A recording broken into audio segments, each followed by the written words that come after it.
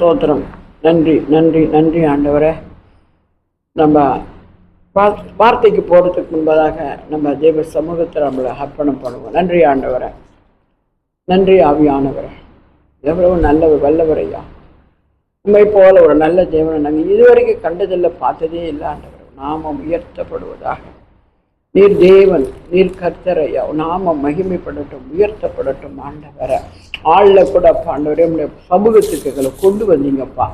கர்த்தாவே உம்மை ஆராதிக்கும்படி, உம்மை துதிக்கும்படி, ஜெபிக்கும்படி சமூகத்தில் அப்பா எங்களை தாழ்த்தி கொடுக்கிறோம். கர்த்தர் நல்லவராக இருக்கிறீங்க கர்த்தாவே. தொடர்ந்து இந்த நேரத்தில் அப்பா உங்களுடைய மன்னாவை நாங்கள் கேட்க வேண்டிய நேரம் ஐயா. ஐயா, நீங்கள் எங்களை மறைத்து எங்களுக்கு கற்றுக் கொடுத்தாலே ஒழிய இந்த மன்னாவை ஆண்டவரப்பா எப்படி உட்கொள்றதுன்னு எங்களுக்கு தெரியாது. நீங்கள் கற்றுக் கொடுங்க, நாங்கள் ஆண்டவரே அதை செய்கிறோம்ப்பா. இயேசுவின் வல்ல நாமத்தில் எங்களை தாழ்த்தி உயர்த்தி வேண்டி ஜெபிக்கிறோம். ஜீவனுள்ள நல்ல தகப்பனே. ஆமீன் ஆமீன் ஆமீன். Thank you Lord. சரி, நம்ம வார்த்தைக்கு போவோம்.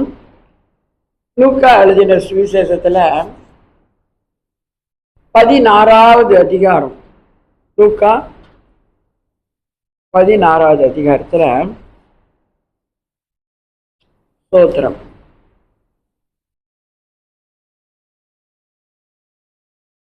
19 வசனத்துக்கு படிச்சு.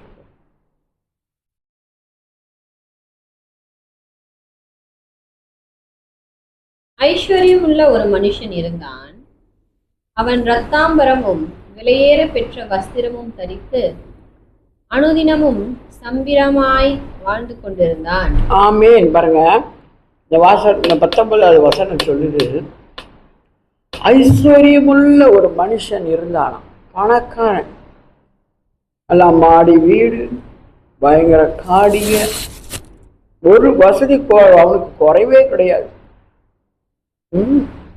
உலகத்தில் எவ்வளவு பணக்காரங்க இருக்காங்க. நம்ம எவ்வளவு பணக்காரங்களாம் நம்ம பார்க்கிறோம். பணக்காரங்களுக்கு என்னன்னா அவங்க அப்படியே சோலரை தூக்கிட்டு நடப்பாங்க நம்ம முன்னுக்கு. எனக்கு என்ன குறை, எனக்கு எல்லாமே இருக்கு, உனக்கு என்ன இருக்கு, உனக்கு ஒண்ணுமே இல்லை, நீ அற்பம், நான் கொடுத்தாதான் உனக்கு அப்படின்னு இந்த சோலரை தூக்கி பெருமை அடிக்கிற மக்கள் நிறைய இருக்காங்க உலகத்துல. ஆனா இந்த மனுஷனை நம்ம பார்க்கிறோம், இவன் ஐஸ்வர்யவானாய் இருந்தானா. அவன் ரதாம்பரமான அந்த ஆடைகள், விலையேற பெற்ற வஸ்திரம் தரித்திருந்தானா. ரதாம்பரம்லாம் அதெல்லாம் ஒரு சோலைக்கான துணிங்க அந்த காலத்துல. இந்த ரதாம்பரத்தை விற்று எல்லாம் என்ன செய்வாங்களா, பணக்கார வாங்கலாம் அந்த ஊர்கள்ல. அந்த ரதாம்பரம் அவ்வளோ சோலை, அவ்வளோ விலையேற பெற்ற துணி, இந்த வஸ்திரங்கள் தைத்து அந்த மாதிரி ரதாம்பரத்துல வஸ்திரம் போட்டிருப்பானா பாருங்க. திறமை அந்த ரதாம்பரம் அது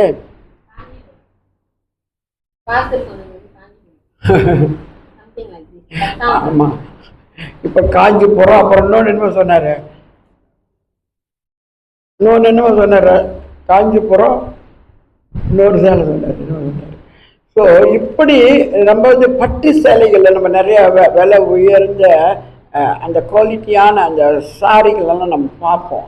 அந்த குவாலிட்டிக்கு தகுந்த மாதிரி அந்த விலை இருக்கும். நல்ல குவாலிட்டியான நல்ல நெய்தாங்கன்னா, நெசவு பண்ணாங்கன்னா அதோட நூல்கள்லாம் இருக்குல்ல, அந்த நூலெல்லாம் சோலைக்கான நூல். சாரியை பார்த்தாலே நல்லா எடுப்பா, அழகா இருக்கும். சில சாரியில தங்கம் வைப்பாங்க, சில சாரியில வெள்ளி வைப்பாங்க, தங்கம் வைப்பாங்க. அந்த சருகைகள்ல பணக்கார பெண்களும் அது வாங்கி கட்டுவாங்க, ஏழை பெண்களும் இருக்கிறாங்க, அவங்களாம் எப்படிப்பட்டது கட்டுவாங்க. அப்போ இவன் பாருங்க, உன் வஸ்திரம் ரதாம்பரமும் விலையேற பெற்ற, ரதாம்பரமும் விலையேற பெற்ற வஸ்திரமும் தரித்திருந்தானாங்க. செம்ம பணக்காரங்க. அவளும் பார்க்குறோம்ல, கோடி. நான் அன்னைக்கு ஒருத்தர் பார்த்தேன் கடையில், சோத்திரம். நான் இன்னைக்கு சாப்பிட போனேன் கடைக்கு. சாப்பிடும்போது ஒரு ஆள் வந்தார் கடைக்கு.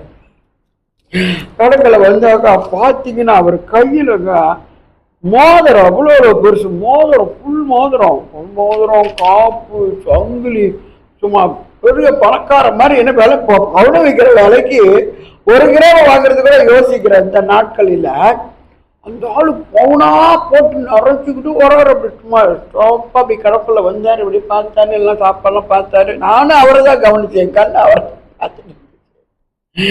ஏன்னா அப்படி டோப்பா இருக்கிறாரு, நகை நட்டை போட்டுக்கிட்டு. அப்புறம் எல்லாம் சாப்பாடுலாம் ஆர்டர் பண்ணிட்டு இப்போ உட்காந்துட்டு சாப்பிட்டுட்டு இருந்தார்.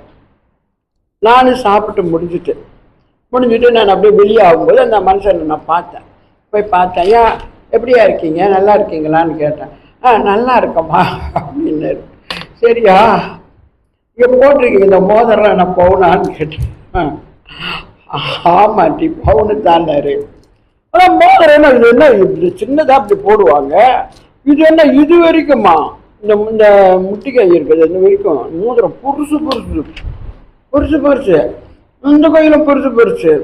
ஓ பவுனாயா, ஏன்னா பவுன் விற்கிற விலைக்கு உங்களை பார்த்தால பணக்கார மாதிரியே இருக்கு, பணக்கார பவுன் கடை மாதிரியே இருக்கிறீங்க. யாரா திருச்சாரு. கையில பெரிய காப்பு, இந்த கையில மோதிரம், சங்கிலி, சும்மா பெரிய சங்கிலி இப்படி இருந்தாரு. பாருங்க, அந்த பணக்காரங்களுக்கு அதாங்க மதிப்பு, அவங்களுக்கு அதாங்க பகட்டு. இப்போ இந்த ஐஸ்வர்யா எப்படி இருந்தான், அவன் என்ன வஸ்திரம் தெரித்திருந்தானா, ரதாம்பரத்துல விலையேற பெற்ற வஸ்திரம் தரித்திருந்தானாங்க. இந்த பட்டு நான் சொல்கிறேன், நான் பட்டு சொன்னேன்ல, நேற்று ஒரு பாஸ்டர் வந்தார், போன வாரம் நம்ம மகத்தில் இருந்தார். அவர் நேற்று சொன்னார், அவங்களாம் நெசவு தான் செய்வாங்களாம், நெசவு தொழில் அவங்க பரம்பரையாக. அப்போ இந்த சாரி அதெல்லாம் அவங்க செய்வாங்களாம். அப்போ நேற்று என்கிட்ட பேசும்போது சொன்னார், அம்மா நான் வரும்போதுமா ஜெரோமிக்கு நல்லா கல்யாணத்துக்கு நானே பட்டு சாரி சரின்ட்டு 2 விதமாக சாரி சொன்னார். இந்த மாதிரி பட்டெல்லாம் நாங்களே நெய்வோம்மா, எங்கள் அப்பாலாம் நல்ல சாரி செய்வாங்க, 2-3 விதமான பட்டு சொன்னார். அதில் ஒன்று காஞ்சிபுரம், இன்னொரு பட்டு சொன்னார். அது 2 விதவிதமாக இருக்குமா அவங்க கடைகள். ஏன்னா அது பரம்பரை, அவங்க மாமா மச்சான்லாம் அந்த தொழில் தான் செய்கிறாங்களாம். அப்போ சரிப்பா சார் எடுத்துருவாங்க. பாருங்க, ஒரு மனுஷனை அவங்க பார்க்கும்போது அவங்களுக்கு சிறப்பானதை கொடுக்கணும்னு அவங்க நினைக்கிறாங்க. ஆனால் இந்த மனுஷனை பார்த்தீங்கன்னா அவன் சிறப்பாகவே இருக்கா, இயற்கையாகவே. அவனுக்கு எதுக்குமே பஞ்சம் இல்லைங்க. நம்ம கூட தம்பி கூட அன்றைக்கி சாட்சி சொன்னார், ஒரு நேரம் சாப்பிட்றதுக்கு கூட என்கிட்ட காசு இல்லாமல் நான் ரொம்ப இருக்கோம் நம்ம நம்பிக்கை போனேன். அண்ணன் சரி அண்ணன் வர அண்ணன் பார்க்க. ஆனால் அன்றைக்கி காசு இல்லாமல் அவர் பட்ட பாடு அவருக்கு தான் தெரிஞ்சிருக்கும். நல்ல வேலை அன்றைக்கின்னு சம்பளம் போட்டுட்டான் பார்த்தீங்களா. பாருங்க, அந்த பணம் அந்த காசு நமக்கு எவ்வளோ முக்கியமாக இருக்கு. இல்லைன்னா சாப்பிட கூட முடியாதுங்க. காசு இல்லைன்னா நம்மளால ஒரு நேரம் சாப்பிட முடியாது, ஒரு துணி கூட போட முடியாது, ஒரு சிலிப்பர் கூட நடந்து கூட வெளியே கூட போக முடியாதுங்க. ஆனால் இவனுக்கு ஓவராக இருக்குங்க இந்த ஐஸ்வர்யவனுக்கு. எல்லாமே இருக்கு, ஒரு குறை இல்லாமல் ஜம்முன்னு வாழ்றானா. அப்போ இந்த பணத்தை வச்சு என்னங்க செய்திருப்பாரு இந்த பணக்காரர்? இந்த ஐஸ்வர்யத்தை வைத்து சிலர் என்ன செய்வாங்க, போவாங்கல்ல, என்னென்ன இடத்துக்கெல்லாம் போவாங்க, பணம் இருக்க பல நாடுகளுக்கு போவாங்க, சுற்றி பார்ப்பாங்க. அடிக்கடி இந்த என்ன சொல்லுவாங்க, வெறுமே இந்த ஆடி பாடி சந்தோஷமா இருப்பாங்க.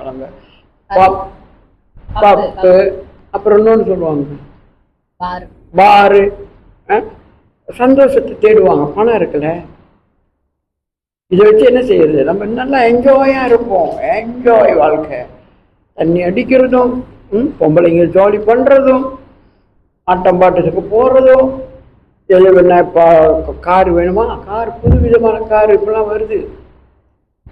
அன்றைக்கி நான் ஒரு சாட்சி கேட்டேன். அவங்க அம்மா வீட்டு வேலை செஞ்சது அந்த பையனை படிக்க வச்சாங்களாம். வயதார வரைக்கும் அவங்க வீட்டு வேலை செஞ்சு. அம்மா சொல்லுவாங்களாம், நல்லா நீ படித்து நல்லா வாடா, என் முன்னுக்கு வாடா, அதான்டா அம்மாவோட ஆசனம். பையன் நல்லா படித்து ஒரு நல்ல வேலையில் இருக்கிறான். அம்மாவுக்கு சோழிக்கான ஒரு காடி, புதுவிதமான காடி. அந்த காடியை வாங்கி அவங்க அம்மாவை ஏற்றிக்கிட்டு போகிறாங்க. எவ்வளோ சந்தோஷம். அவங்க அம்மா பட்ட பாடு, கஷ்டம், வேதனை. அவங்க அந்த வீட்டு வேலை போய் செஞ்சு அதில் கிடைக்கிற காசை பையனை படிக்க வச்சு இந்த பையன் பார்த்தீங்களா அவங்க அம்மாவை மறக்கலை. அவன் என்ன செஞ்சான்னா வேலை செஞ்சு நல்லா புது புது ராயல் காடி வாங்கி அவங்க அம்மாவை ஏற்றிக்கிட்டு சந்தோஷமாக அவன் ஓட்டிகிட்டு போகிறான். நான் பார்த்தேன் அந்த அம்மாவுடைய சிரிப்பை பார்த்தேன். பட்ட பாடெல்லாம் மறைஞ்சிச்சு அந்த பையன் நிமித்தம். ஆனால் இவன் ஐஸ்வர்யம் வந்து அப்படிலாம் இல்லை, நார்மலாகவே பெரிய பணக்காரன். அந்த அந்த அந்த உடுப்பே அவ்வளோ விலைக்கு அவன் போடுறான்னா அப்போ அவனோட எல்லாமே அவளோட விலையா இருக்கும். பர்மாவில் நான் கேள்விப்பட்டிருக்கேன். பர்மா வந்து ரொம்ப தங்கம் பாய்ப்பாங்களாம். ராஜாவோட வீட்டுக்குள்ள இருக்கிற டாய்லெட் கூட தங்கம்மா. புருனாயோட அரசனுடைய வீடுல இந்த டாய்லெட் கூட தங்கம்மா. எல்லாம் பவுனா இருக்குமா. அப்போ எல்லாம் இருக்குதான். கீழே படிச்சுட்டு வாமா. லாசரு எனும் பெயர் கொண்ட ஒரு தரித்திரனும் இருந்தான். அவன் பருக்கள் நிறைந்தவனாய் அந்த ஐஸ்வர்யவானுடைய லாசரு அருகே கிடந்து வாசல் அருகே கிடந்து அவனுடைய மேஜையிலிருந்து விழுந்த துணிக்கைகளினாலேயே தன் பசியை ஆற்ற ஆசையாயிருந்தான். நாய்கள் வந்து அவன் பருக்களை நக்கிற்று. ஐயோ கர்த்தாவே சோதர் பாருங்க, பெரிய பணக்கார சம்பூர்ணமா இருக்கிறவ எதுக்குமே கவலை இல்லை. சோழிக்கா ரோயலா வாழ்ந்துட்டு இருக்கிற அந்த மனுஷன் வீடு எப்படி இருந்திருக்குங்க. பங்களோ வீடா இருந்திருக்கும்ல, அரண்மனை மாதிரி வீடு இருந்திருக்கும். அந்த வீட்டுக்கு முன்னால அந்த ஒரு தரித்திரன் இருந்தானா. தரித்திரனா ஒன்றும் இல்லாதவங்க, அடுத்த நேரம் சாப்பாட்டு கூட வழி இல்லாதவங்க. அப்படியாப்பட்ட ஒரு தரித்திரன் என்ன செஞ்சானா, அவனுடைய வாசல் அருகே உட்காந்து சாப்பாட்டுக்காக வேண்டி அவன் அங்க உட்காந்துருப்பானா. அவன் உடம்பெல்லாம் எப்படி தருங்க இருந்துச்சு பாவங்க, வியாதியினோடு பருக்கள் நிறைந்திருந்துச்சான். அப்படியே உடம்பெல்லாம் புள்ளி அது அந்த போட்டு போட்டா அந்த பருக்கள் நிறைந்ததா இருந்துச்சான். அந்த பாருங்க, அவன் வந்து இந்த பருக்கள் நிறைந்தவனா அவன் அந்த ஐஸ்வர்யவானுடைய வாசல் அருகே கிடந்து அவன் எங்கேயும் போல. ஆனால் அவனுக்கு முடியல, உடம்பும் முடியல, காசு பணம் ஒன்றுமே இல்லை, தரித்திரனா இருக்கிறான். அதை மீறி எங்கேயும் போக முடியாது.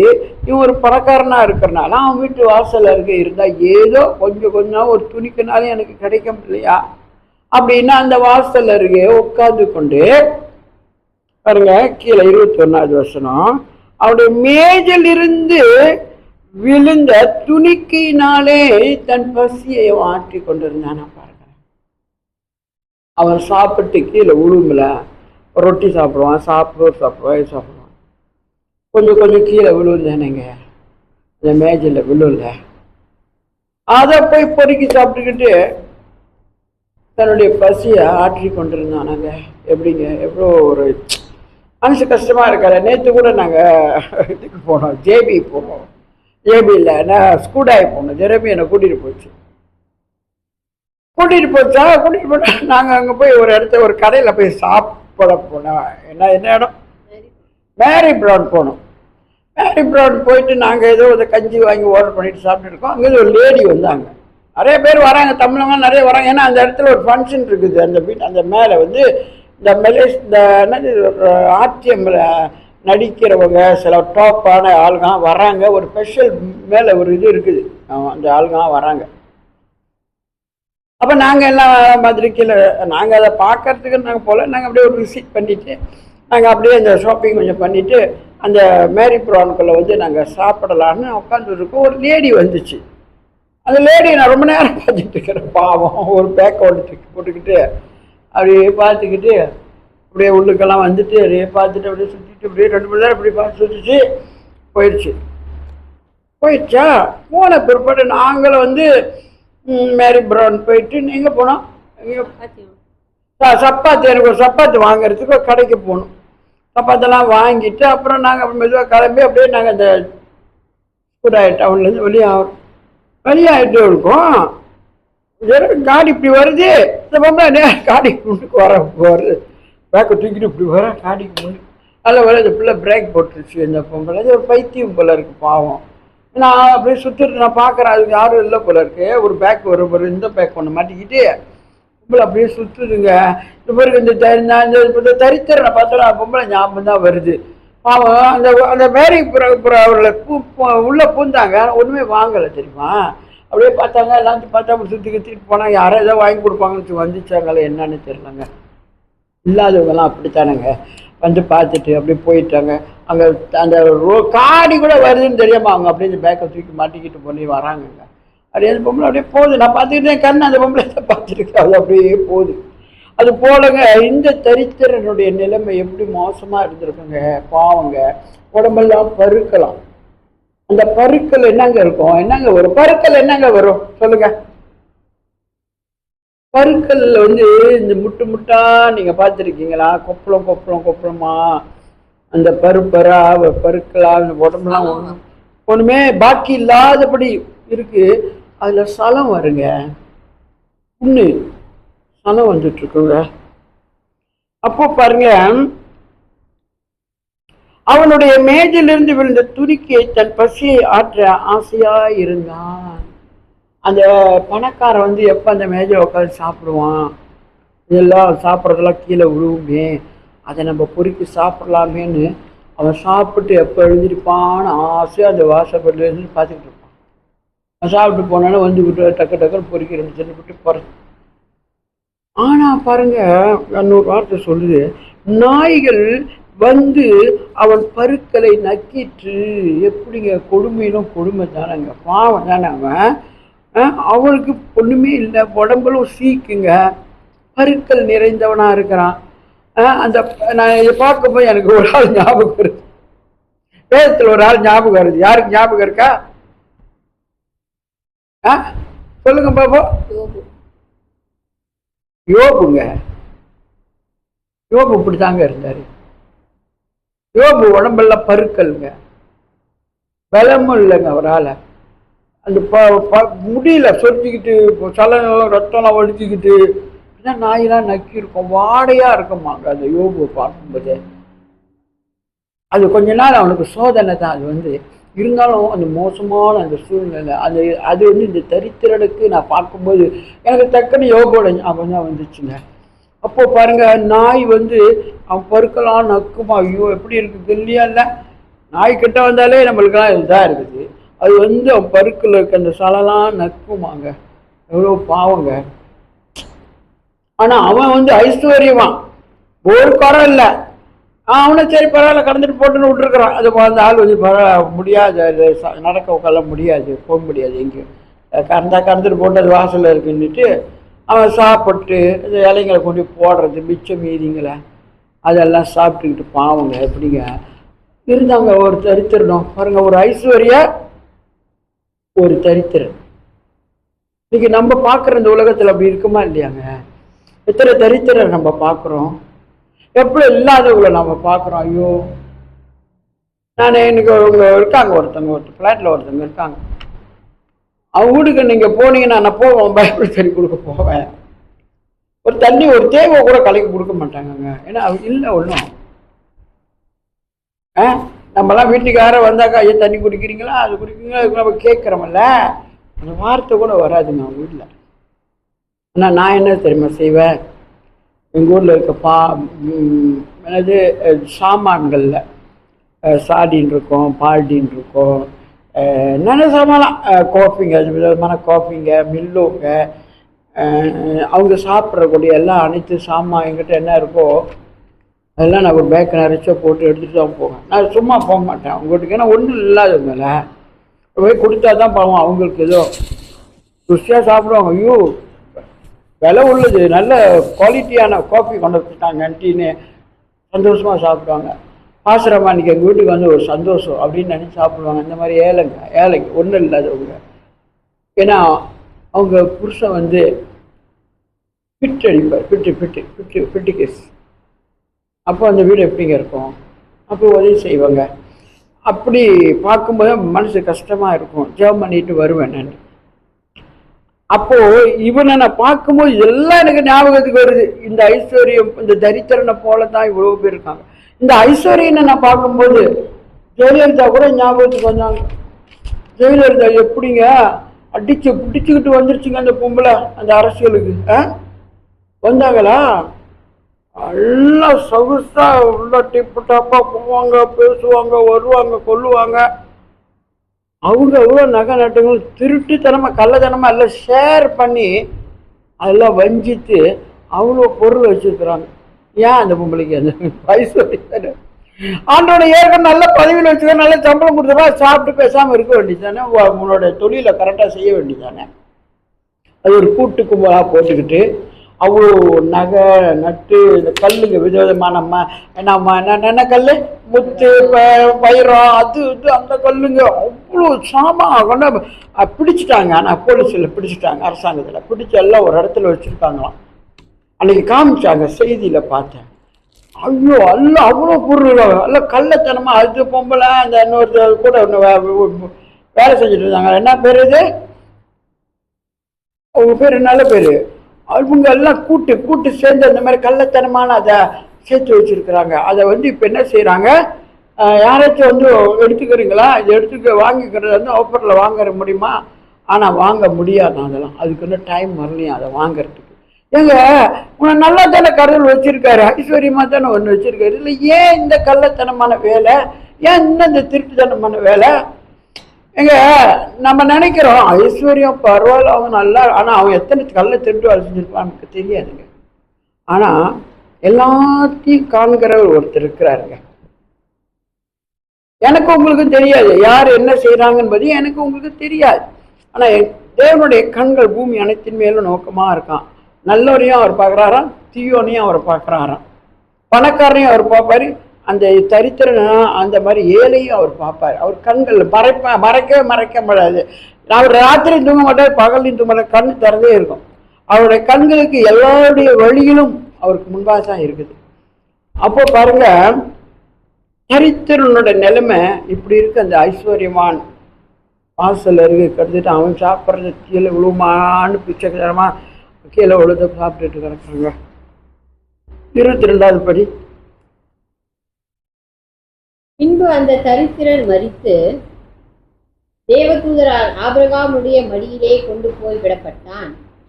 ஐஸ்வர்யவானும் மரித்து அடக்கம் பண்ணப்பட்டான்.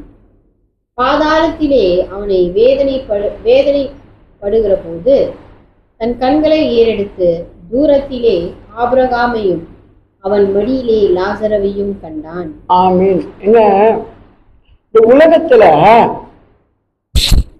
எப்படியாப்பட்டவன் பலசாலியோ பணக்காரனோ படிப்பாளியோ 10 வீடு வச்சிருக்கணும், பட்ட படிப்பு படிச்சுக்கணும், கார் பங்களா வச்சிருக்கணும். அது இன்னைக்கு காலையில கூட நான் ஒரு செய்தியை கேட்டேன்.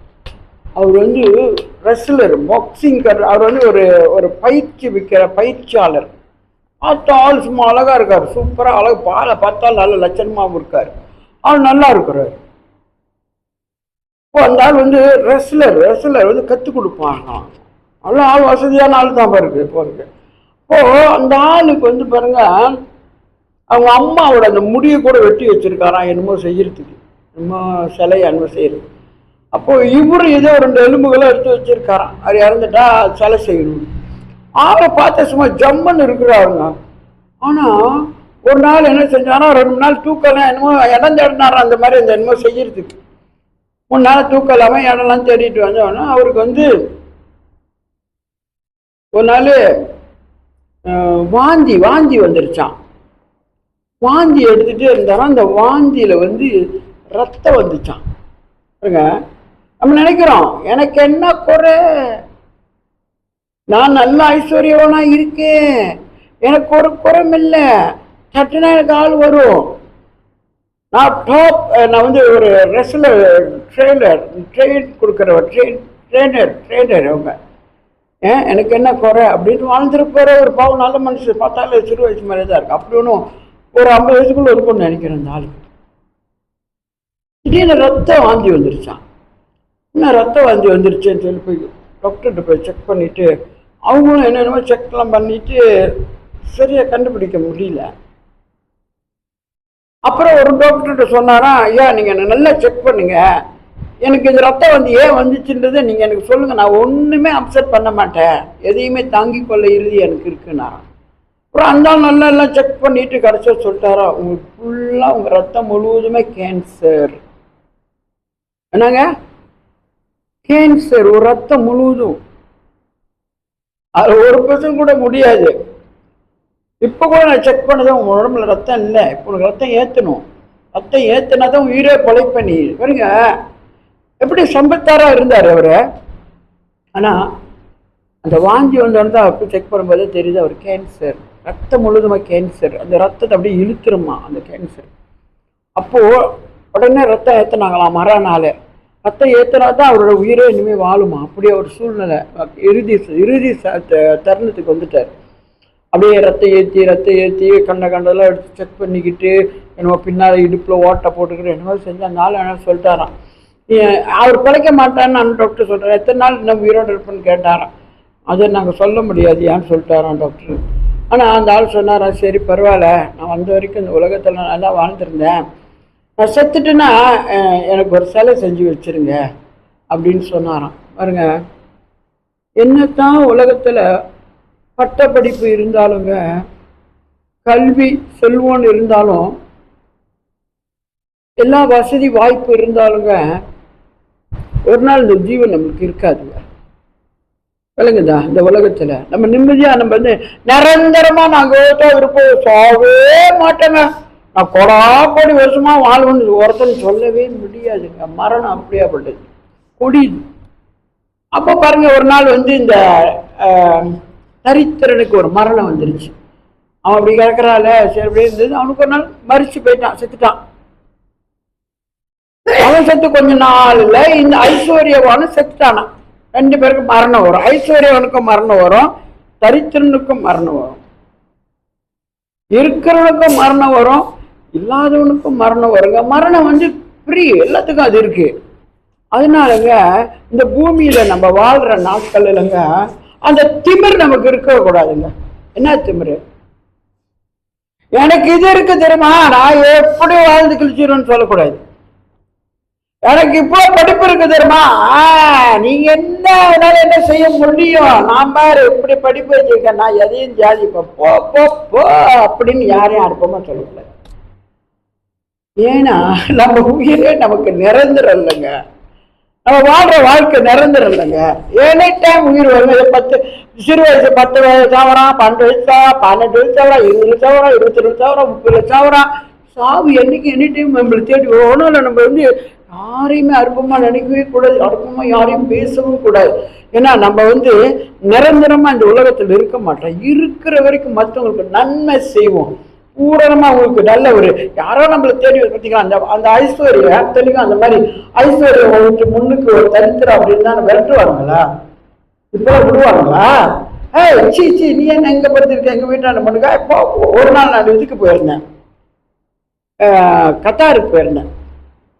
கத்தாருக்கு நானும் எங்கள் பெரிய பையனும் அப்போ ஊழியத்துக்கு போயிருந்தப்ப நைட்டு பக்கத்தில் ஒரு கடல் இருக்குது. கடல் அதில் உங்களோட சாட்சியாக சொல்கிறேன், பக்கத்தில் ஒரு கடல் இருக்குது. அப்போ நான் மகன்கிட்ட சொல்ல, ராத்திரி போடா அப்படியே இப்போ அந்த கடலில் போய் கொஞ்ச நேரம் பார்த்துட்டு வருவோம்னு சொல்லி மகனை கூட்டிகிட்டு அப்படி ஒரு 6-7 மணிக்கு ஒரு இருட்டிட்டு வருது, அவரை கூட்டிகிட்டு போனேன். போயிட்டு கடலில் கூட உட்காந்து எல்லாம் பார்த்துட்டு திரும்பி வந்தோம் பாருங்க. திரும்பி அதெல்லாம் அங்கெல்லாம் வந்து யார் வீடு இருக்குது தெரியுமா, அந்த அராப்கான்களோட வீடு தான் இருக்கும். அவங்க வீடுலாம் பெருசு பெருசாக இருக்கும். அந்த வரிசையில் பார்த்தீங்கன்னா எல்லாம் அராப்காரங்க வீடு தான் இருக்கும். அப்போ ஒரு காடி ஒன்று வேகமாக ஸ்பீடாக அப்படி வந்துச்சு. அந்த காடி வரதை பார்த்தாலும் எனக்கு பயம் எடுத்து, அவனுக்கு ஒரு பயம் எடுத்துருச்சு. அவன் என்னம்மா காடி இவ்வளோ ஸ்பீடாக வருதுன்னு சொல்லி நாங்கள் என்ன அங்கே ஒரு வீடு ஒன்று இருந்துச்சு, அந்த வீட்டு மேலுக்கு அப்படி நின்னோம், எங்கே காடி மோதிர போகுது நம்மள. ஆனால் அந்த காடி நேராக அந்த வீட்டான முன்னுக்கு வந்து நின்றுச்சு. வீட்டான முன்னுக்கு போகப்படாதுங்க. மூஞ்ச பார்த்தீங்கன்னா பண்டி மூஞ்சி மாதிரி இருக்குது. இப்போ இப்படி இருக்கானுங்க, அகோரமா இருக்கானு மூஞ்சி மாறையெல்லாம் பார்த்தாக்கா வந்து இறங்கிட்டு அங்க இருக்கீங்கன்றானுங்க. நாங்கள் சொன்னோம், நாங்கள் வந்து இந்த காடி வேகமாக இருந்தாலும் ஒதுங்கி இருக்கிறோம், வேற காடிங்களை அடிச்சிருமோ ஒதுங்கணும். ஆனால் இந்த வீட்டு காடி எங்களுக்கு தெரியாது, இருந்தாலும் அவ்வளோ ஸ்பீடாக வந்தால் எங்களுக்கு பயம் இருக்காதா, சரி நாங்கள் போகிறோம்னு சொல்லிட்டு நாங்கள் அப்படியே வந்து அவனுங்க மூஞ்சியை பார்த்தா பயங்கரமா இருந்துச்சு. அவங்களோட ஜனமே அப்படிதான். அவங்க ஊருக்கு நீங்க போய் பாருங்க, அந்த அந்த ஏர்போர்ட்ல இறங்கி ஏர்போர்ட்டை தாண்டி போகும்போது அவனுங்கெல்லாம் அவனுக்கு அப்படி இருப்பாங்க. எல்லாம் அந்த வெள்ளை உடுப்பு போட்டுக்கிட்டு அந்த தொப்பியை போட்டுக்கிட்டு பயங்கரமா இருப்பானுங்க. அவங்களோட குணநல தன்மைகளை பார்த்தீங்களா எப்படி இருக்குன்னு. அப்படிலாம் இருக்கக்கூடாதுங்க. நம்ம நம்ம அன்பானக்கு தான் இருக்கணும் ஆண்டவர்னு சொல்றாரு. எண்ணத்துல நம்ம நிறைஞ்சி இருக்க சொல்றாரு. பணத்துல நிரம்பிடுங்க, நல்லா பட்டத்தாரியா ஆகுங்க, நல்ல ஐஸ்வர்ய சம்பத்தா இருங்க, அதெல்லாம் 10 காடி வாங்கி வச்சுக்கோங்க, பாரிய பங்களா வாங்கி வல்ல செல்வாக்கா அப்படியே சொல்லி கொடுத்துருக்காரு இயேசு. அன்பு உள்ளவன் தேவனை அறியான், அதானே சொல்றாரு. அன்பு நம்மளுக்கு ரொம்ப பியூரா, நம்மளுக்கு ரொம்ப தேவை. அன்பு இல்லாதவன் தேவனை அறியான். பாருங்க, இந்த ஐஸ்வர்யம் அப்படியா இருந்தா கூட அந்த தரித்திரன் வீட்டு வாசப்படி உட்காந்துக்குது, அவன் ஒண்ணுமே சொல்லலைங்க. அதனால பாருங்க, ஒரு நாள் 2 பேருக்கு மரணம் வந்துருச்சுங்க, மறிச்சிட்டாங்க. மறிச்சிட்டு இவனுக்கு நரகம். யாருக்கு? நல்ல சோழிக ஜம்முன்னு எல்லாம் வாழ்ந்து போயிட்டு வந்து எல்லாம் கும்மால அடிச்சார, என்னவோ நிரந்தரமா அங்கே வாழ போற மாதிரி எல்லாத்தையும் செஞ்சுவிட்டு அவருக்கு எங்க நரகங்க? ஐஸ்வர்யவானுக்கு என்னங்க ஆச்சு? அவன் காசு, அவன் பணமும் அவனை பல பல பாவங்களை செய்ய வச்சுச்சுங்க. தேவ பயம் இல்லைங்க அவனுக்கு. இஷ்டம் போல வாழ்ந்தான், இஷ்டம் போல போனான் வந்தான், எல்லா காரியமையும் செஞ்சான், தேவ பயம் இல்லை. அப்படியாப்பட்ட அவனுக்கு ஒரு நாள் மரணம் வரும்போதுங்க, அவன் நரகத்தில் இருந்தாங்க. நரகத்துல போயிட்டா ஒரே வேவும் அக்கினி அங்கங்க பத்திக்கிட்டு கிடக்கும். ஐயோ, அந்த அக்கினிக்கு இருப்பான், அந்த அந்த ஆத்மா, அந்த ஆவி அப்படியே எரிஞ்சுக்கிட்டு கிடக்கும், எரிஞ்சுக்கிட்டு கிடக்குது. சூடு தாங்க முடியலனால அப்படியே பார்த்தா பாருங்க. மேலே பார்க்கும்போது அங்க ஆபிரகாம பார்த்தான். ஆபிரகாம் மடியில லாசரு இருக்காராம். லாசரு எப்படிங்க பூமியில இருக்கு? அவன் வீட்டு வாசப்படியில அவன் சின்னத பாவம், எங்க ஆட முடியாது, உடம்புலதான் பருக்கலாம் வேற கிடக்குது. அவன் மேஜில விழுந்த துணிக்கை சாப்பிட அப்படி கிடந்தாங்க. அவன் சாப்பிட்டு இப்படி போடுறத சாப்பிட்டு கிடந்த அந்த தரித்திர பிச்சைக்கார மாதிரி கிடந்த அந்த லாசருங்க மறித்தோன்னு அவன் வந்து ஆபிரகாம் மடியில் இருந்தானாங்க. எப்படிங்க இது எப்படி நடந்துச்சு சொல்லுங்க பாப்போம். ஏன்னா அந்த லாசர் வந்து அவன் ஏழையா இருந்தாலும், சாப்பிட வழி இல்லாம இருந்தாலும், பருக்கள் எல்லாம் உடம்புல தரித்து இருந்தாலுங்க, அவனுக்குள்ள தேவ பயம் இருந்துச்சுங்க. நம்மளுக்கு முதல்ல ஆண்டு உனக்கு தேவ பயம் இருக்கா? ஒருத்தர் அதான் கேட்கிற, உனக்கு தேவ பயம் இருக்கா?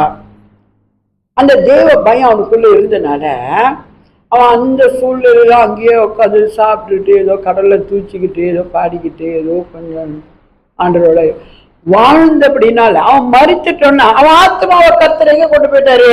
பரலோகத்துக்கு கொண்டு போயிட்டாருங்க. பரலோகத்துல அது ஆபிரகாம் மடியில படிச்சிருக்கிறானா. இந்த தரித்திர பொண்ணுக்கு பிச்சை எடுத்து நான் சாப்பிட்டு பிச்சை சாப்பிட்டு இருக்கிறது தரித்திர போய் அங்க இருக்கிறான் ஆபிரகாம் மடியில. ஐயோ ஆபிரகாமே, அந்த அவனை அனுப்புங்க என்கிட்ட, அது தரித்திரனா இருந்தானே, அது தரித்திரனா அங்க அனுப்புங்க. ஆபிரகாம் சொல்லிட்டார், இல்ல முடியாது. அவன் இங்க இருந்து ஒரு ஆள் அங்க வர முடியாது, நீ இருக்கிற இடத்துக்கு. உங்ககிட்ட இருந்து ஒரு ஆள் இங்க வர முடியாது. ஏன்னா உங்களுக்கும் எங்களுக்கும் இப்போ ஒரு பிளவு வந்துருச்சு. நீ நரகத்துல இருக்க, நாங்க ராஜ்யத்துல இருக்கோம், பல்லோக ராஜ்யத்துல அப்படின்னு சொல்லிட்டு படிச்சிருவாங்க. அப்பொழுது அவன் தகப்பனாகி ஆபிரகாமே, நீர் எனக்கு இறங்கி லாசரு தன் விரலின் நுனியை தண்ணீரில் தேய்த்து 23 படிப்பான். பாதாளத்தில் அவன் வேதனைப்படுகிற போது தன் கண்களை ஏறெடுத்து தூரத்திலே ஆபிரகாமையும் அவன் மடியிலே லாசருவையும் கண்டான். அப்பொழுது அவன் தகப்பனாகிய ஆபிரகாமே, நீர் எனக்கு இறங்கி லாசரு தன் விரலின் நுனியை தண்ணீரால் தோய்த்து என் நாவை குளிர பண்ணும்படி அவனை அனுப்ப வேண்டும், இந்த அக்கினி ஜுவாலையில் வேதனைப்படுகிறேனே என்று கூப்பிட்டான். அப்படிப்பட்ட பணக்காரன், ஒன்னுத்துக்கு குறை இல்லாம வாழ்ந்தவன், நத்திங்க அவன் குறை இல்லை அந்த பூமியில இருக்கிற நாள் வரைக்கும். ஆனா மறிச்சுட்டான். அவன் அங்க போனோன்னு இப்ப அவனுக்கு என்ன, அது தாகமா இருக்கு, தண்ணி நாக்குல தண்ணி அப்படின்னு இருக்கான், தாகமா. பார்த்துட்டு அந்த லாசருவை அனுப்பி எனக்கு தண்ணி கொண்டாந்து நாக்கில் கொஞ்சம் அவனை தொட்டு கொண்டு நாக்கை நினைக்க சொல்லி அவனை அனுப்புன்றாரு பாருங்க. எப்படி ஒரு காரியத்தை ஐஸ்வர்யம் கேட்குறா பார்த்தீங்களா மறிச்ச உடனே. அதனாலங்க நான் என்ன ஒன்று உங்களுக்கு சொல்ல வரேன்னா, பூமியில் இருக்கிற நாள் அற்புதம். என்னைக்குமே புட்டுக்கும் நம்ம ஜீவன் விளங்குதா? இது நிரந்தரம் இல்லை. இதை வச்சுக்கிட்டு இப்படியோ நீ ஒன்றும் இல்லை, நீ என்னதான் நம்பிக்கிட்டு கிடக்கிற, நான் உனக்கு தான் சாப்பாடு போடுறேன், நான் உனக்கு போடுறத நீ தின்னுக்கிட்டு இருக்கிற தரித்திரனே அப்படின்னு அவன் ஒன்றுமே அவனை சொல்லலை. ஆனால் அப்படி இன்னைக்கு நிறைய ஜனங்க இருக்காங்க. அவங்க ஐஸ்வர்யனா இருக்காங்களாம், யாராவது உதவி கேட்டால் கூட கொடுக்க மாட்டாங்களாம். போ போ போ போ, உனக்கு நான் உதவி செய்ய மாட்டேன், நீ யாரு அப்படிலாம் விரட்டுறாங்க. அது மாதிரி செய்யவே கூடாதுங்க. கர்த்தருடைய பிள்ளைங்களா இருக்க நம்ம கொடுத்து எல்லாத்தையும் தாங்கணும் தெரியுங்களா? நீ ஒரு கை கொடுத்தீங்கன்னா அவனுக்கு கர்த்தர் 2 பாகம் அவனுக்கு கொடுப்பாரு. கடவுள் வந்து சும்மா அவனை விட்டுற மாட்டார், உன்னை விரும்பியாக்க மாட்டார். நீ கொடுக்கறது நிமித்தம் நீ ஆசீர்வதிக்கப்படும். அதுக்கு ஒரு ஒரு ஒரு ஒரு என்ன, நான் கொடுத்தா தான் நீங்க வாழ முடியும். ஆமா, நாங்க இப்ப சம்பாதிக்கிறோம்ல, அப்ப நீங்க கேட்பீங்க தான். இன்னைக்கு ரொம்ப பேர் அப்படிதான் நினைக்கிறாங்கம்மா. இல்ல இல்ல இல்ல, அதெல்லாம் நினைக்கவே தப்பு, அது தவறு. கர்த்தர் உன்னை பார்த்துட்டு இருக்கிறாரு. கர்த்தர் போட்ட கிருபையில நம்ம இந்த உலகத்துல வாழ்ந்துட்டு இருக்கிறோம் இந்த தரித்திரனை போல. அப்போ அந்த வாழ்க்கை வாழ்ற நம்ம வந்து பெருமை அடிக்க கூடாது, நான் தான் எல்லாம் நினைக்க கூடாது. அதெல்லாம் தவறு. கர்த்தர் செத்து போயிட்டீங்கன்னா கர்த்தர் கணக்கு கேட்பாரு உங்களை.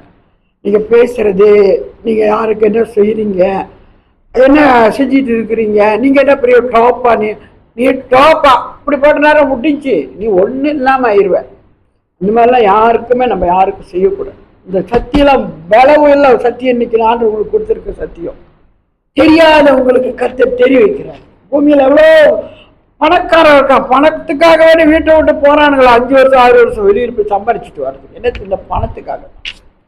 ஆனா அந்த 10 கூட நம்ம வந்து சிக்கனமா நம்ம பாவிச்சுட்டு வீட்டோட சந்தோஷமா இருக்கலாம்.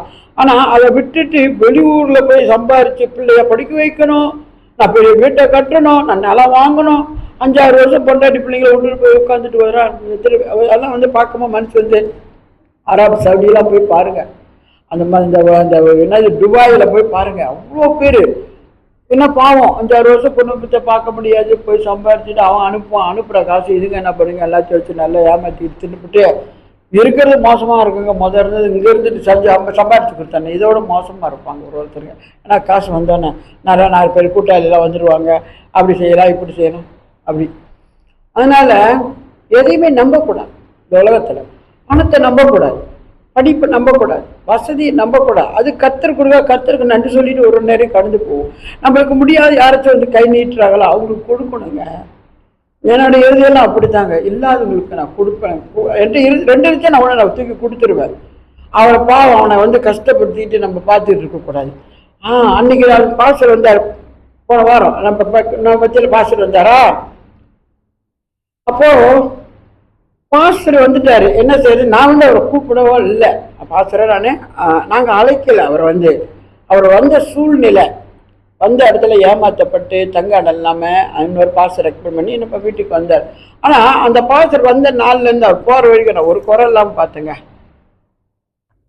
என்கிட்ட இருக்கோ இல்லையோ நான் அதை பார்க்கல. ஆனால் அவரை வந்து நல்லா திருப்தியாக எல்லாத்தையும் செஞ்சு காணிக்கையும் கொடுத்து, இன்னும் நிறைய காணிக்கை ஆளுங்கெல்லாம் எல்லாம் கொடுத்தாங்க. கொடுத்ததெல்லாம் ஒரு 600-700 வீட்டுக்கு காணிக்கை வந்துருச்சு பாரு, வறுமையாக வந்த மனுஷனுக்கு. அப்போ ஆண்டவர் என்ன சொல்றாரு, நீங்க என்ன நினைச்சாரு, கடவுள் என்ன சொல்றாரு, மகளே இந்த ஊழியக்காரன் நீ கணக்கு பண்ண தெரியுமா, உங்கள்கிட்ட இல்லாம இருந்து கூட நீ அவரை நிறைவா நீர் அவர் ஆசீர்வதித்ததை என் கண்கள் பார்த்துச்சுமா, நான் உன்னை ஆசீர்வதிப்பேன், நீ ஒன்றுத்துக்கும் பயப்படாத. பாருங்க, நம்ம நினைக்கிறேன்னா ஊழியக்காரன் நம்ம ஏதோ கடமைக்கு செஞ்சேன் நான், ஆனா உள்ள அன்போட செஞ்சேன். ஆனா கர்த்தர் இதை பார்த்து எனக்கு அந்த காரியம் செஞ்சாரா. அது போலங்க நம்மளும் எல்லாம் எது செஞ்சாலும் கர்த்தருக்கு பயந்து உண்மையா நம்ம செஞ்சோம்னா அதுதாங்க நம்மளுக்கு பெரிய பொக்கிஷம். ஏன்னா நம்ம மறிச்சிட்டோமா இந்த உலகத்தில் நிரந்தரம் இல்லையா நம்ம வாழ்க்கை. மறிச்சிட்டா நம்ம எங்க போறதுதான் முக்கியம். நரகத்துக்கு போயிட்டுன்னா அது ஐஸ்வர்யவா பாருங்க என்ன கஷ்டப்படுறான் பாவம். அங்க நெருப்பு நெருப்பு நெருப்பு நெருப்பு வெந்துக்கிட்டு இருக்கு. அங்கங்க அந்த ஆவி எல்லாம் எரிஞ்சுக்கிட்டு கிடக்குதான். ஆனா சாவாதான், அந்த எரிஞ்சுக்கிட்டே கிடக்குமா அந்த அக்கினிக்குள்ள. அப்போ அதெல்லாம் எத்தனை ஒரு வேதனையா இருக்கும். ஆனா இவன் பாருங்க ஜம்மன இருக்கான் கீழே, பாடுபட்டு கஷ்டப்பட்டு தரித்தனா வாழ்ந்த, சாப்பாட்டுக்கே கஷ்டப்பட்டு பருக்கள் தொல்லை நாய்க்கு நக்கிறான். அவன் ஆபராகமோட மடியில ஜம்மன் இருக்கிறானா. சரிங்களா? இதுதான் உண்மை, இதுதான் சத்தியம். அப்போ நம்மளோட வாழ்க்கை நம்ம எங்க போகணும், எப்படி நம்ம இருந்தா நம்ம ஆண்டோட்ட போவோம், ஆண்டை இப்படி இருதயத்தை எப்படி நம்ம பிடிப்போம்னு சொல்றத நம்ம யோசிச்சு பார்க்கணும். அப்படின்னு பேசிட்டு மற்றவங்களை தொல்லை பண்ற, துன்பப்படுத்துறோம், வேதனைப்படுத்துறோம்ல, அதெல்லாம் கர்த்தர் பார்ப்பாரு. அந்த ஊழியக்காரருக்கு நான் செஞ்சதை கர்த்தர்ன்றது பேசுறாரு. மகளே, நீ அந்த ஊழியக்காரனை கவனிச்சதுல பார்த்த, நீ முள்ளன்போடு அவனை நிறைவா ஆசீர்வதித்து அனுப்புறதை நான் பார்த்தேன், நான் உன்னை ஆசீர்வதிப்பேன் சொல்றாரு. அப்போ எல்லா காரியம் தான் கர்த்தருடைய கண்கள் இரவு பகலும் தூங்க பார்த்துட்டே இருக்கிற எல்லாத்தையும் தான் கவனிச்சிருப்பாரு. அப்போ பாருங்க, அவன் சொல்றான், இப்போ வர சொல்லு, எனக்கு ஒரு சொட்டு தண்ணி கொண்டா நாக்கில் கொடுக்க சொல்லு. அவன் என் வீட்டு வேலைக்காரன் இருந்தவன் முடியாது. கீழே படிமா. அதற்கு ஆபிரகாம், மகனே, நீ பூமியில் உயிரோடு இருக்கும் காலத்திலே உன் நன்மைகளை அனுபவித்தாய், லாசருவும் அப்படியே தீமைகளை அனுபவித்தான். அதை நினைத்துக்கொள். இப்பொழுது அவன் தேற்றப்படுகிறான், நீயோ வேதனைப்படுகிறாய். ஆமென். பூமியில் இருக்கிற நாட்கள்ல நீ நல்லா சந்தோஷமா இருந்த, உனக்கு பணம் காசெல்லாம் இருந்த, நீ என்ஜாய், எதை பத்தி கவலைப்படல, என்ன வேணுமோ எல்லாம் செஞ்ச, சந்தோஷமா வாழ்ந்த. ஆனா லாசருவோ அப்படியே தீமைகளை அனுபவித்தான். என்ன பாடு. ஆனா நம்ம நினைக்கிறேன், உனக்கு என்னடா ஒண்ணுமே இல்ல, சி நீ அற்பம், உனக்கு என்ன, நான் கொடுக்கறது நீ சாப்பிடணுமா, யார் வீட்டால நிக்க, போ போ போ, இங்க என்ன வந்து வாசப்படியில் படுத்துட்டு கிடக்குறேன். அந்த ஐஸ்வர்யா அதெல்லாம் சொல்லலை, நல்லவன் தான். ஆனாலும் அவர் சொல்றாரு, நீ நன்மைகளை அனுபவிச்சுட்ட, அதை நினைத்துக்கொள். இப்பொழுது அவன் தேற்றப்படுகிறான். அவன் கஷ்டப்பட்டு பாடுபட்டு அனுபவிச்சு வந்தனால அவன் உண்மையா உத்தமா நல்ல மனுஷன் இருந்தாலும் அவன் தேற்றப்படுகிறான். இப்போது நீயோ வேதனைப்படுகிறான். ஏன்னா நீ உன்னிருந்த பணத்துல கண்டதி செஞ்சு, கண்ட இன்பத்தை அனுபவிச்சு, கண்ட வழியில பணத்தை செலவு பண்ணி நீ உனக்கே இப்ப தீமையை வர வச்சுக்கிட்ட. இனிமே உன்னை உங்க இதில் பரலோகத்துக்கு உன்னை நான் கொண்டு வர முடியாது, நீ செஞ்ச தீமைக்கு நீ அங்கதான் இருக்கணும் அப்படின்னு சொல்லிட்டாரு. 26 படி. அதுவும் அல்லாமல் இவ்விடத்திலிருந்து உங்களிடத்திற்கு கடந்து போகவும் அவ்விடத்திலிருந்து எங்களிடத்திற்கு கடந்து வரவும் மனதுள்ளவர்களுக்கு கூடாதபடிக்கு எங்களுக்கும் உங்களுக்கும் நடுவே பெரும் பிளவு உண்டாயிருக்கிறது என்றான். சரிங்களா? நீங்க இங்க வர முடியாது, நாங்களும் அங்க வர முடியாது. அவ்விடத்திலிருந்து எங்களிடத்துல கடந்து வரவும் மனது உள்ளவர்களுக்கு கூடாதபடிக்கு எங்களுக்கும் உங்களுக்கும் நடுவே பெரும் பிளவு உண்டாக்கப்பட்டு இருக்கிறது என்றான். எங்க தேவ பிள்ளையா நம்ம வாழ்றது பூமியில கிஃப்டட், அது பிளஸட் நம்ம தான் தெரியுங்களா, நம்ம தான் ஆசீர்வதிக்கப்பட்டோம். ஏன்னா அதுவும் எப்படின்னா, ஆண்டு வார்த்தையை படிக்கிறோம்ல, இதை கேட்கிறோம்ல, இதன்படி செய்யற நாம தான் ஆசீர்வதிக்கப்பட்ட ஜனம். இன்னைக்கு கூட நான் வார்த்தையை கேட்டேன்,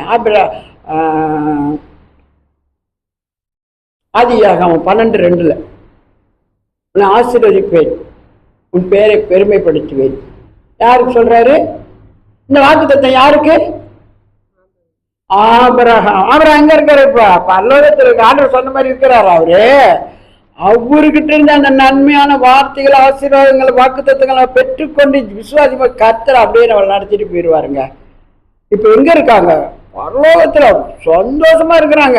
நான் கெட்டது தீமை செஞ்சுட்டு போனவன் கருத்து எங்க இருக்கான்? நரகத்துல வெந்துக்கிட்டு கிடக்குறான். உயிர் அப்படியே அவனுக்கு அது ஒரு ஒரு ஒரு மனசு ரொம்ப கஷ்டமா இருக்கு. தண்ணி இல்லாம நாக்கு வறண்டு ஐயோன்னு இருக்கிறான். பார்த்தீங்களா? நன்மை செய்யறவங்களுக்கு தேவன் நல்லவராகவே இருப்பார். தீமை செய்கிறவனுக்கு பாருங்க, தீமை தான் வந்துச்சு அவனுக்கு கடைசியில. கீழே படிச்சுட்டுவாமா.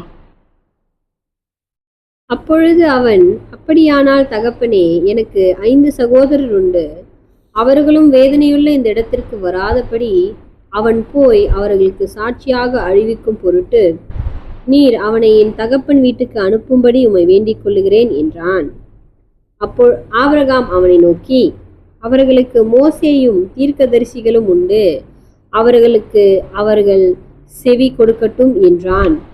அதற்கு அவன், அப்படியல்ல தகப்பனாகிய ஆபிரகாமே, மரித்தோரிலிருந்து ஒருவன் அவர்களிடத்திற்கு போனால் மனம் திரும்புவார்கள் என்றான். அதற்கு அவன், அவர்கள் மோசேக்கும் தீர்க்கதரிசிகளுக்கும் செவி கொடாவிட்டால் மரித்தோரிலிருந்து ஒருவன் எழுந்து போனாலும் நம்ப மாட்டார்கள் என்று சொன்னான் என்றார். பாருங்க, அவன் சொல்றான், ஓ அப்படியா ஆண்டவர் ஆபிரகாமே, நான் தெரியாம உலகத்துல வாழ்ந்த நாட்களை பயங்கரமா தீமை செஞ்சுட்டேன், என் வாழ்க்கை தான் அப்படியாச்சு, நரகத்துக்கு நான் வந்துட்டேன். இன்னும் எனக்கு 5 சகோதரர்கள் இருக்காங்களே, அவங்களுக்கு தெரியாது சத்தியம், கர்த்தரை பத்தி தெரியாது, இந்த நல்வழிகள்லாம் அவங்களுக்கு தெரியாது. அதனால ஆண்டவரே ஆபிரகாம ஒரு உதவி செய்றீங்களா, அந்த லாசருவை அனுப்பி விடுங்க என் சகோதரர்கள் மத்தியில. அவரு போய் சொல்லட்டும், இந்த மாதிரி உண்மையா இருங்கடா, உத்தமா இருங்கடா, இறக்கமுள்ளவங்களா இருங்க, மன ஒழுக்கமுள்ளவங்களா இருங்க, தயவுள்ளவங்களா இருங்க, மற்றவங்களுக்கு இறக்கம் செய்யுங்க, தரித்திரங்களுக்கு கஷ்டப்படுறதுக்கு உதவி செய்யுங்க, உங்க கையை நீட்டுங்க, இழுத்து இழுத்து பிடிக்காதீங்க, கடைசியில நீங்க இப்படிலாம் வாழ்ந்தீங்கன்னா அவங்க ஒன்ன போல நீங்களும் நரகத்தில் தான் வந்துடணும்னு போய் என் சகோதரருக்கு போய் சொல்லுங்கன்னு சொல்றான். பார்த்தீங்களா, பாவம், நானே நரகத்துக்கு வந்தேன், என் சகோதரர்கள் வரக்கூடாதுன்ற எண்ணத்துல சொல்றான். ஆனா அதுக்கு ஆபிரகாம் என்ன சொல்றாரு, ஆபிரகாமனை நோக்கி, அவர்களுக்கு மோசையும் தீர்க்கதரிசிகளும் உண்டு, அவர்கள் செவி கொடுக்கட்டும். ஏங்க இன்னைக்கு ரொம்ப பேர் ஊழியக்காரங்க பார்த்தா, என்ன பெரிய ஊழியக்காரியா, இவன் பேச்ச நான் கேட்கணுமா, இவன் பெரிய ஊழியக்காரனா, இவன் பேச்ச நான் கேட்கணுமா, இல்லைன்னா பெரிய எனக்கு அம்மாவா, நான் ஏன் உன் பேச்ச கேட்கணும், நாங்கள் இப்போலாம் வளர்ந்துட்டோம், எங்களுக்கு எல்லாமே இருக்க, உன் பேச்சை நாங்கள் ஏன் கேட்கணும், அப்படிலாம் நம்ம பேசக்கூடாதான். ஆண்டவர் சொல்றாரு, நீ எல்லாத்துக்கும் என்ன சொன்ன நீ கீழ்ப்படியணும், பெற்றவர்களுக்கு நீ மதிப்பு கொடுக்கணும், உன்னை நடத்தின ஊழியக்கார நீ மதிப்பு கொடுக்கணும், நீ கர்த்தருடைய வசனத்துக்கு நீ உன் செவியை கொடுக்கணுங்க. இதை படிச்சா தான் எனக்கு தெரியும், சத்தியம்னா என்ன, சத்தியத்தை அறிவீர்கள், சத்தியம் உங்களை விடுதலாக்கன்னு சொல்லியிருக்காரு ஆண்டவரு.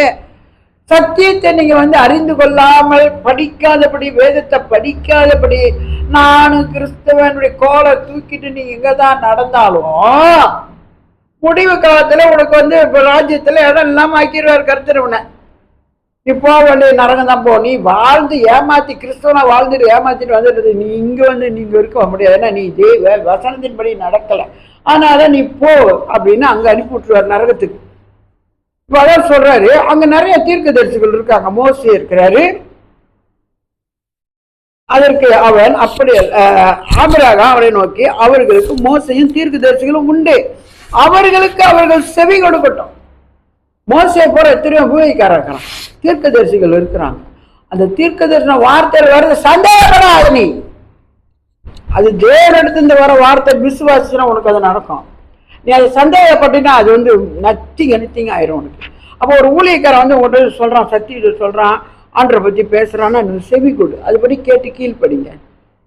அப்படி நீங்க அவங்களுக்கு நீங்க கீழ்படிஞ்சிட்டீங்கன்னா பெரிய காரியம் கர்த்தர் உங்களுக்கு செய்வாருன்னு சொல்றாரு. அதற்கு அவன், அப்படியல்ல தகப்பனாய் ஆபிரகாமே, மரித்தோல் என்று ஒருவன் அவர்களிடத்தில் போனால் மனம் திரும்புவார்கள் சொல்றான். இல்ல ஆண்டவரே, அப்படிலாம் அங்க கீழே இருக்கிறவர்களை பார்த்து அவனுங்க கேட்க மாட்டானுங்க. சில நேரத்துல இங்க செத்து போய் இங்க பரலோகத்திலிருந்து அவன் போய் அந்த சாட்சி சொன்னானா நிச்சயமா அவங்க கேட்பாங்க, மரித்தோரிடத்திலிருந்து வந்திருக்கிறானே, இவன் சொல்றது உண்மையா தான் இருக்கும்னு, அவனை அனுப்புங்கன்றான். பாவம் கெஞ்சிரான் போய் சகோதரருக்கு சொல்லும்படி. அதற்கு அவன், அவர்கள் மோசேக்கும் தீர்க்கதரிசிகளுக்கும் செவி கொடுக்காவிட்டார். இதெல்லாம் கவனமா கேட்டு வார்த்தையில பிடிச்சுக்கணுங்க. அவங்க உலகத்தில் இருக்கிற மோசேக்கும் தீர்க்கதரிசிகளுக்கும் செவி கொடுக்காவிட்டால் மரித்தோலிருந்து ஒருவன் எழுந்து போனாலும் நம்ப மாட்டார்கள் என்று சொன்னான். அங்கு கீழே இருக்கிற அந்த ஊழியக்காரர்களுக்கு, அந்த தீர்க்கதரிசிகளுக்கு ஆண்டவர் வார்த்தை பேசுறவங்களுக்கும் சொல்றவங்களுக்கும் அவன் கீழ்படியலன்னா மரித்தோலிருந்து ஒருத்தர் அனுப்பினாலும் அவன் கீழ்படிய மாட்டான் அப்படின்னு புள்ளி வச்சுட்டார். அதுக்கு மேல நோ சாய்ஸ், இதுக்கு மேல அவன் போக முடியாது. ஆபிரகாம் விடல் அவரை போக முடியாது. கீழே இருக்கிறவங்க எத்தனையோ ஊழியக்காரங்க இருக்கிறாங்க, தீர்க்கதரிசி வராங்க சபைக்கு. இதை போற மாதிரி பால் ஊழியர் அருமையாக பேசினாரு. எனக்கு அம்மா இருக்கிறேன், அம்மா பார்த்தாலும் அற்பமா இருக்கு, இவன் பாசுரம் ஆகுங்கன்னு இருக்காங்க போல இருக்கு, இவன் ஒரு பாசுரம் அப்படின்னு இருக்காங்க போல இருக்குது. இங்கே எனக்குள்ள கர்த்தர் செய்யறத அவர் செய்வார். நான் சொல்லிடுவேன் ஆண்டோட, நீ காலை கூட ஜெபம் ஆண்டோட வார்த்தை நான் பேசலை, எனக்கு நீங்கள் பேசணும், அவங்க கேட்கணும், எனக்கு ஒன்றும் தெரியாது அப்படின்னு சொன்னேன். ஆண்டோட நம்ம ஒப்பு கொடுத்து நம்ம செயல்படும் போதுங்க அருமையாக நம்ம நடத்துவாங்க. இன்னைக்கு நம்ம வார்த்தையை கேட்டிருக்கோம், இப்படி நம்ம கீழ்ப்படிஞ்சு நம்ம கர்த்தருடைய சமூகத்தில் நம்ம கடந்து போகலாம். லாசரு போல கர்த்தர் நம்மளை ராஜ்யத்தில் கொண்டு போய் அழகு பார்ப்பாருங்க. ராஜ்யத்தை போல ஒரே பாதாள பொண்ணு வெள்ளியமா இருக்குமாங்க. இங்க இருக்கிறதுக்கு எல்லாத்துக்கும் நம்ம அலைஞ்சு திரிஞ்சுட்டு கிடக்கணும். கர்த்தர் பெரிய காரியம் நமக்காக வச்சிருக்கிறார். சோத்திராண்டவரே, ஆவியானவரே, மக்கள் நன்றி செலுத்து. இந்த வார்த்தை எங்களுக்கு கொடுத்ததுக்காக நன்றி. இந்த வார்த்தை அநேகர் கேட்பாங்கப்பா யூடியூப் நிமித்தமா, அவங்களுக்கு நல்ல ஆண்டவரை ஞானத்தை அறிவை கொடுங்கப்பா. அதை கேட்டு அவங்க செயல்பட அவங்களும் ராஜ்யத்துக்குள்ள ஐயா இந்த சமூகத்துல சந்தோஷமா இருக்க முடியாது. அவங்களை நினைத்துக்காக நான் இந்த வார்த்தையை நாங்கள் ஐயா ஒப்பு கொடுக்கும். அவியானோட தொடர்ந்து அப்பா நிரப்புங்கப்பா, நடத்துங்க. வார்த்தையை கேட்குற ஒவ்வொரு பிள்ளைகளும் ஆசீர்வதிங்க. இயேசுவின் வல்ல நாமத்தில் வேண்டி ஜெபிக்கிறோம் ஜீவனுள்ள நல்ல தகப்பனே. ஆமேன், ஆமேன், ஆமேன். Thank you Lord.